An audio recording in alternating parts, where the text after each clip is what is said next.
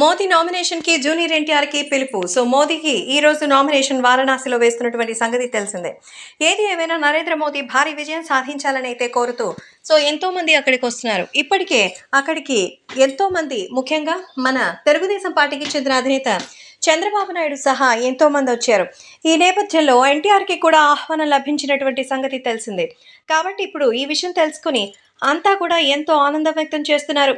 So నిజంగా చోటు చేసుకున్న ఈ పరిణామం అందరినీ ఆశ్చర్యపరుస్తోంది.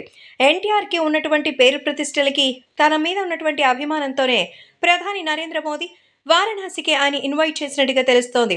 ప్రధానమంత్రి నరేంద్ర మోదీ నామినేషన్కి ఇలా రాష్ట్ర వ్యాప్తంగా ప్రముఖుల్ని పిలిచి వాళ్ళని ఎంతో బాగా సత్కరించడం మోదీ చేస్తున్నటువంటి ఒక గొప్ప విషయంగా అయితే చెప్తున్నారు.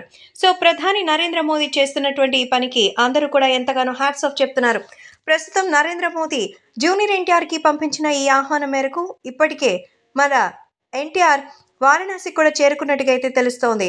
కాబట్టి ఇప్పుడు సోషల్ మీడియాలో సైతం ఈ విషయం ఎంతగానో వైరల్గా మారుతోంది.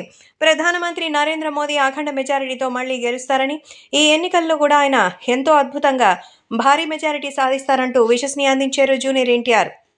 ప్రస్తుతం గుజరాత్ ముఖ్యమంత్రిగా, అలాగే దేశ ప్రధానిగా అయితే ఉన్నటువంటి సంగతి తెలిసిందే. ఈ రోజు జరిగే 4వ దశ లోక్సభ ఎన్నికలలో 10 రాష్ట్రాలు, కేంద్రపాలిత ప్రాంతాల్లోని 96 స్థానాల్లో పోలింగ్ జరుగుతుంది. మరి నియోజకవర్గంలోని ప్రజలు కూటమికి ఏ రకంగా అయితే మన ఆంధ్రాలో మద్దతు తెలిపారో, అక్కడ మోదీ గారికి కూడా తెలుగుదేశం పార్టీ తరపున బెస్ట్ విషెస్ ని అందించారు ఎన్టీఆర్.